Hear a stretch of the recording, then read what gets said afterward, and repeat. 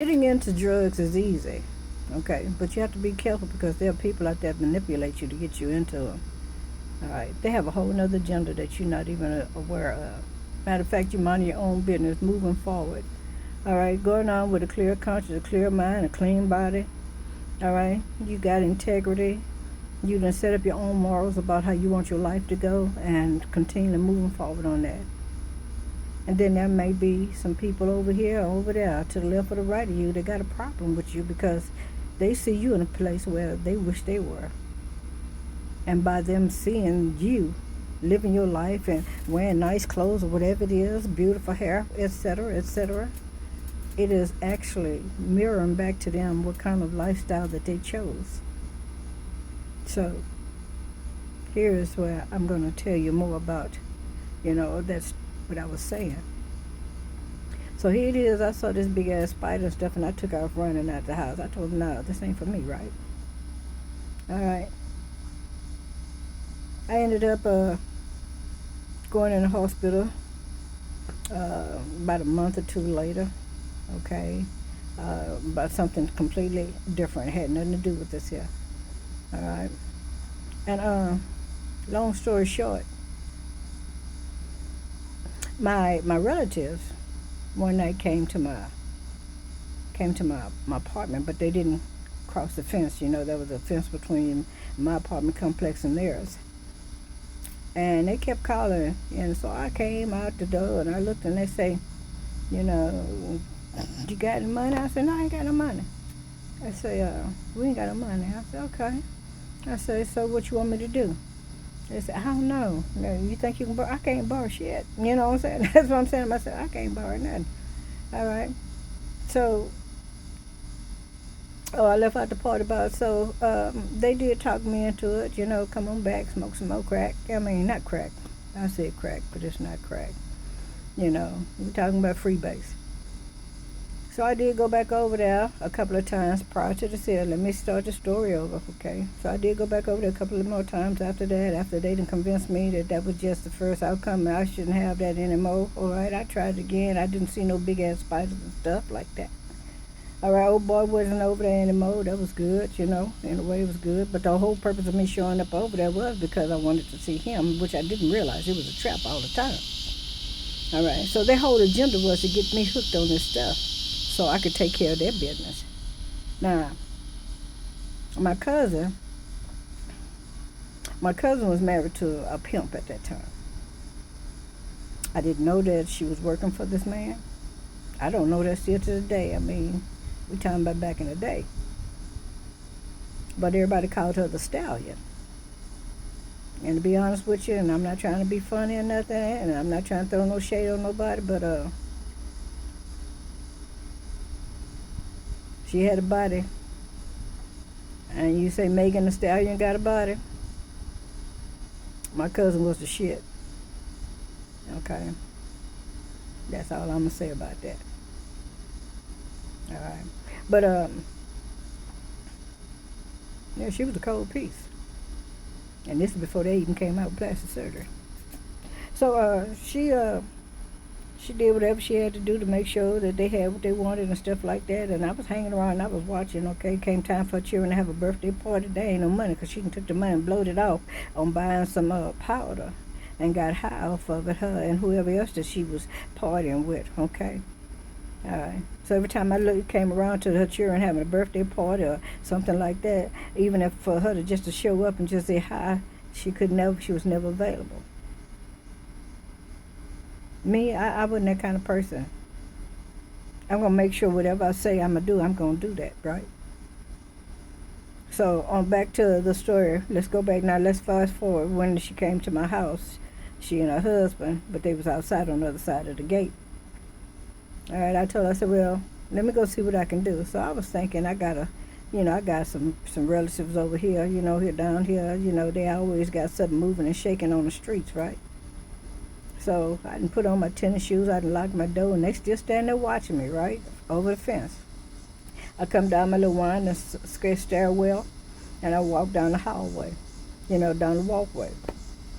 All right, across the street from me was a park. So I walked across the street. And the moment my foot touched the curb, and this is how you know when God got a calling on your life, one of them. The moment my foot touched the curb, God showed me my entire life in an instant if I was to take another step. He showed me that I would become more like her. I would be taken from my children. I'd turn out to be a lawyer. I would get to the place where that I would make promises and they'd be empty. All right, that I would end up losing my health, my hair, my teeth. I would not look like I do today.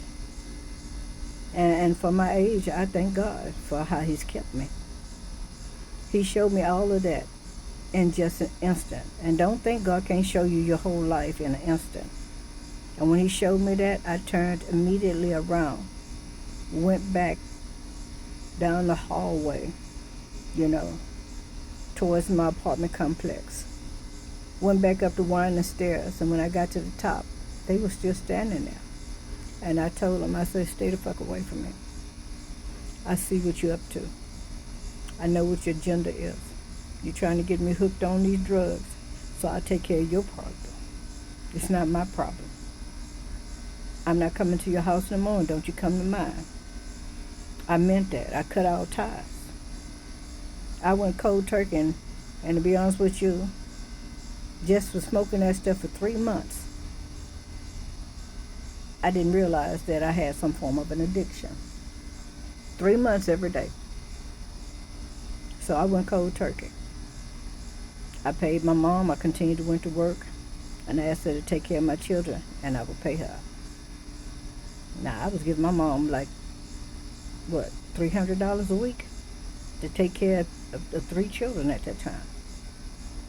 And she took care of them very well. And then one day she told me, stop giving me your money.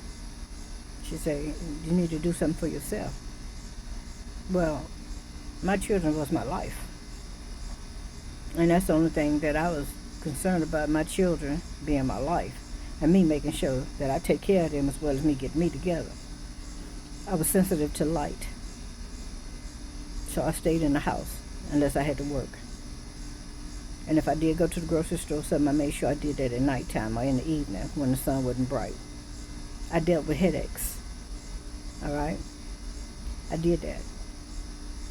The first 6 months, that's what I went through.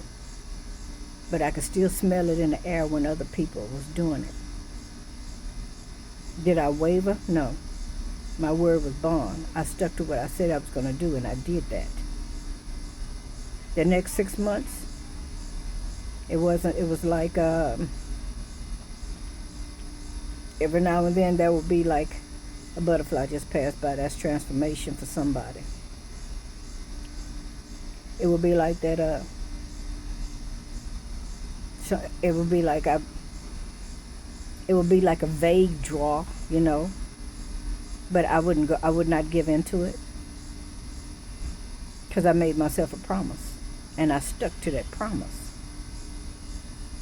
So the first 6 months you're gonna go through the headaches and all of that, the withdrawal symptoms and stuff. The next 6 months you're gonna go through wanting to go back, but you don't go back. It's not like it's a great pull and nothing. It's just like a suggestion, but no, don't give in. All right. So the first year is crucial to your being off of that addiction. And the second year, you can whip right through it, and you'll be free from it. However, just because you got yourself off of it doesn't mean to go back to it because you felt like you were victorious the first time. Because, see, the enemy have a plan.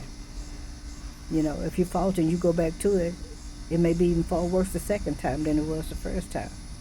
And who's to say that you'll be able to get off of it?